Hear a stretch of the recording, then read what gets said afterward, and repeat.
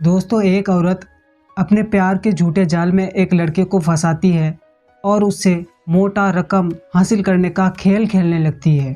लड़के के हैसियत के मुताबिक ये रकम बहुत ज़्यादा थी। उस औरत से छुटकारा पाने के लिए खूनी खेल खेलने लगा। लड़के ने खुद को बचाने के लिए पुलिस के सामने नाटक भी किया, लेकिन उसकी ओवर एक्टिंग उसको ले डूबी। चलिए दोस्तों, आज की कहानी शुरू करते हैं। बहुत ही इंटरेस्टिंग कहानी है, बहुत ही दिलचस्प कहानी है। दोस्तों, कहानी शुरू करने से पहले आपसे एक छोटी सी रिक्वेस्ट है कि चैनल को सब्सक्राइब करके वीडियो को लाइक कर दें, क्योंकि मुझे आपके सपोर्ट की अभी बहुत ज़रूरत है। मुंबई पुलिस के पास रविवार 23 सितंबर 2023 को एक फ़ोन कॉल आती है और उस फ़ोन में एक लड़का कह रहा था कि एक औरत की लाश बंद्रा स्थित प्लॉट में पड़ी हुई है। पुलिस चौकी बगल में ही था, तो फौरन ही पुलिस वहां पहुंच जाती है और देखती है कि एक 28 साल का जवान लड़का उस लाश के पास खड़ा है, जिसका नाम आनंद होता है। फिर पुलिस आनंद से पूछताछ करने लगता है, तो आनंद बताता है कि वो यहाँ का रहने वाला नहीं है और वो इस औरत को भी नहीं जानता है। पता नहीं ये लाश कहाँ से आई है, उसे कुछ भी पता नहीं है। आनंद का कहना था कि लाश को यहाँ पड़ी देखी, इसलिए उसने पुलिस को फ़ोन कर दिया। अब पुलिस ने आनंद के बारे में पूछताछ की तो पता चला कि आनंद इसी प्लॉट पर झोपड़ी में रहता है, जो कि यहाँ पर वॉचमैन की नौकरी करता है। झांसी के रहने वाले आनंद बताते हैं कि कुछ महीने पहले ही उसकी यहाँ चौकीदार की नौकरी लगी है और इस प्लॉट पर बिल्डिंग बनने वाली है। मालिक सुबह को आता है और शाम तक काम निपटाकर यहाँ से चला जाता है। आनंद पुलिस को पूरा सहयोग करते हुए ये सब बता रहा था। पुलिस के पास कोई खास गवाह नहीं था, इसलिए पुलिस ने आनंद को थाने ले जाकर पूछताछ करने की सोची। थाने में जाकर बारी बारी से 4 अफसरों ने आनंद से पूछताछ करने लगा, लेकिन आनंद हर अफसर को अलग अलग ही बात बता रहे थे। जब चारों अफसर एक जगह मिलके बातों का हल निकलाने लगे तो पता चला कि आनंद सबको अलग अलग जवाब दिए हैं। अब पुलिस का शक गहरा होने लगा था और इस बात से और ज़्यादा गहरा होने लगा था क्योंकि आनंद को जब इस लाश के बारे में कुछ पता ही नहीं है तो फिर वो पुलिस का इतना हेल्प क्यों कर रहा है। अब पुलिस अंधेरे में तीर मारते हुए आनंद से सख्ती से पूछताछ करने लगती है, तो थोड़ी देर में ही आनंद टूट जाता है और अपना गुनाह कबूल कर लेता है और कहता है अर्चना का कातिल वही है। आनंद के बयान के बाद पिछले 1 साल से चल रही एक ऐसी हवसनाक कहानी सामने आई जिससे कत्ल का खुलासा हो गया। कहानी इस तरह थी कि आनंद यहाँ पर चौकीदार की नौकरी करने से पहले ही अर्चना को जानता था।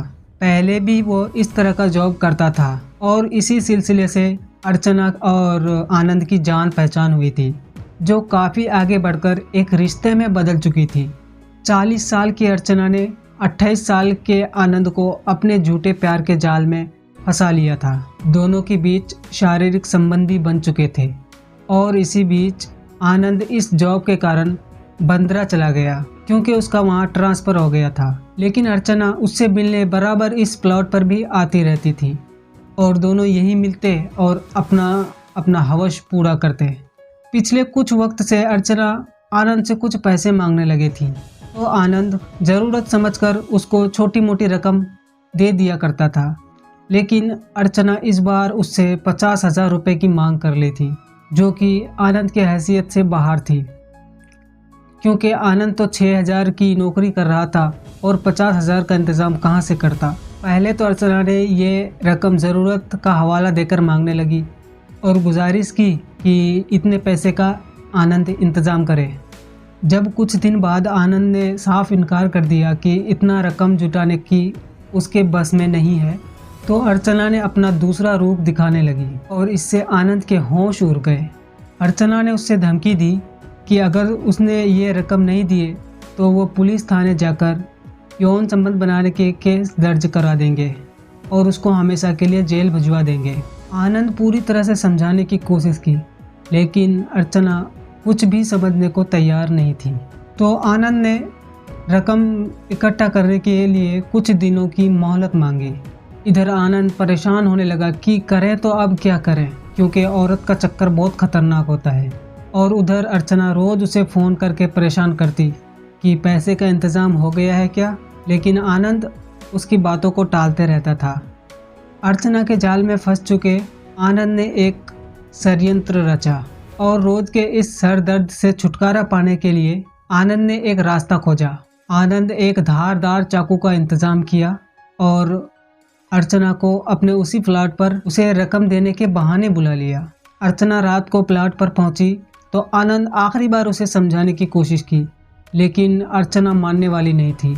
वो अपनी जिद पर खड़ी हो गई थी और वहाँ पर भी उन दोनों का बहस हो गया, झगड़ा हो गया। फिर मौका मिलते ही आनंद दौड़ते हुए पीछे से अर्चना का मुंह दबा दिया और धारदार चाकू से उसका गला काट दिया। कुछ देर में तड़पती हुई अर्चना अपनी जान दे दिया। कत्ल के इस जुर्म से बचने के लिए पुलिस से चाल चलने लगा। आनंद ने सोचा कि भोलापन का फ़ायदा उठाया जाए। अगर वो खुद पुलिस को इस कत्ल के बारे में बताए और पुलिस का साथ दे तो शायद पुलिस को शक नहीं होगी और वो इस जुर्म से बच जाएगा। लेकिन उसका सोचना गलत निकला और पुलिस ने उसे गिरफ्तार में ले लिया। कोर्ट ने आनंद को पुलिस कस्टडी में भेज दिया है और उसके साथ आगे की कार्रवाई जारी है। तो दोस्तों, कहानी कैसी लगी कमेंट करके ज़रूर बताएं और मुझे सपोर्ट करना बिल्कुल भी ना भूलें। बस एक लाइक और सब्सक्राइब ज़रूर कर दें।